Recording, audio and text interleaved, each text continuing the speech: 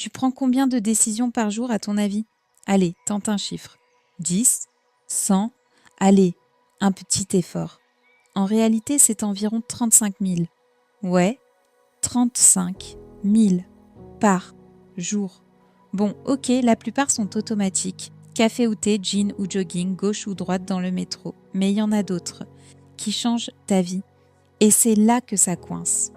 Parce qu'on nous apprend à réciter une poésie ou faire une équation, mais jamais à prendre de bonnes décisions.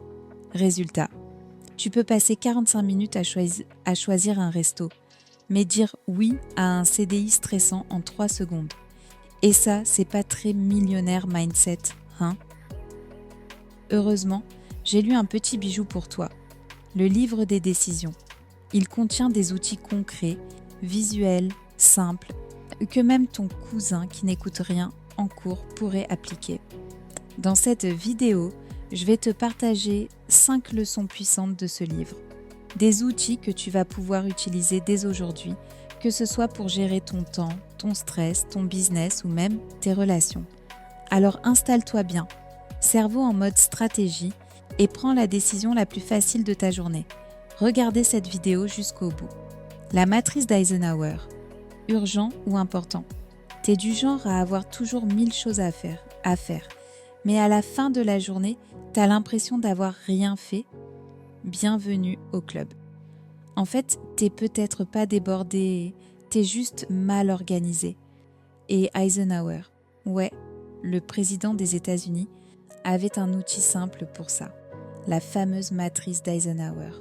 Imagine une grille avec 4 cases. Tu classes chaque tâche en fonction de 2 critères. Est-ce urgent? Est-ce important? Urgent et important. Tu fais maintenant. Important mais pas urgent. Tu planifies. Urgent mais pas important. Tu délègues. Ni urgent ni important. Tu oublies. Oui, même ta 12e story Insta du jour. Fais ça une fois par semaine et tu verras. Ton agenda se calme. Et ton cerveau aussi. C'est pas magique, c'est stratégique. Le modèle SWOT personnel. Tu veux changer de carrière, lancer un business, partir à Bali, ouvrir un bar à smoothies? Cool. Mais t'as peur, normal. La peur, c'est souvent le signal qu'il manque une analyse claire. Et c'est là que le modèle SWOT personnel entre en jeu. SWOT, c'est pour Strengths, Weakness, Opportunities, Threats. Tu poses ça sur une feuille et tu regardes la vérité en face. Peut-être que tu as une super idée, mais pas encore les compétences. Ou que tu as une opportunité en or. Mais une peur irrationnelle te bloque. Avant de me lancer sur ce projet YouTube, j'étais toujours en réflexion avec plein de « et si » dans ma tête, jusqu'au jour où je me suis dit que je ne perdais rien à essayer et je suis me lancer sans plus me poser de questions. Le dilemme, poser les options à plat. Tu bloques devant 2 choix, genre rester dans ton job bien payé mais boring, ou te lancer dans un projet risqué mais passionnant. T'as le ventre qui serre, tu fais des listes mentales à rallonge. Stop, fais simple, prends une feuille, colonne A, colonne B, tu marques les avantages et les inconvénients de chaque option. Et surtout, note ce que tu ressens, pas ce que les autres pensent. Ce modèle, il n'est pas là pour décider à ta place, mais pour mettre ton cerveau en mode clairvoyant. Petit bonus, relis ça 24 heures plus tard. Tu verras souvent la bonne décision sauter aux yeux. Le cerveau déteste l'ambiguïté. Donne-lui de la clarté, il te remerciera. Le modèle 10-10-10. Tu vas envoyer un message à ton ex? Stop. Pose-toi 3 questions. Comment je me sentirai dans 10 minutes, dans 10 mois et dans 10 ans? C'est le modèle 10-10-10, créé par Suzy Welch. Ce petit bijou t'aide à voir au-delà du moment présent. Parce que oui, sur le coup, tu veux te venger. Mais dans 10 mois, peut-être que tu auras refait ta vie et tu seras content d'avoir gardé ta dignité. Applique ça à tout. Décisions financières, relations, santé.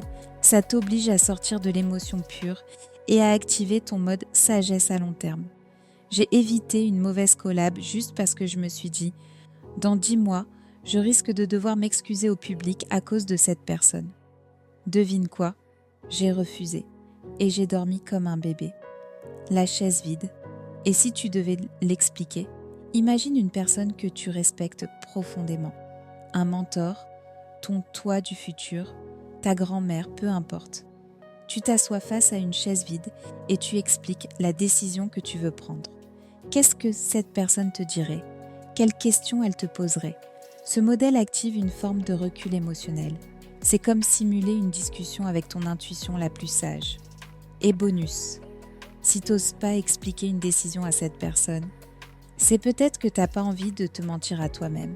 Fais l'exercice à voix haute, c'est plus puissant que tu ne le penses. Voilà, t'as maintenant 5 outils simples, puissants, visuels, que tu peux sortir à chaque fois que tu dois faire un choix important. Et souviens-toi, ce n'est pas la quantité de décisions qui compte, c'est la qualité. Tu veux avancer dans la vie? Alors décide avec conscience, avec clarté et avec courage. Et maintenant, petite décision bonus. Si cette vidéo t'a aidé, partage-la à quelqu'un qui galère à choisir entre 40 projets. Laisse un commentaire avec la décision que tu veux prendre cette semaine. Et bien sûr, abonne-toi pour plus de vidéos qui boostent ton cerveau et ton compte en banque. Allez, décide de passer à l'action. À tout de suite dans la prochaine vidéo.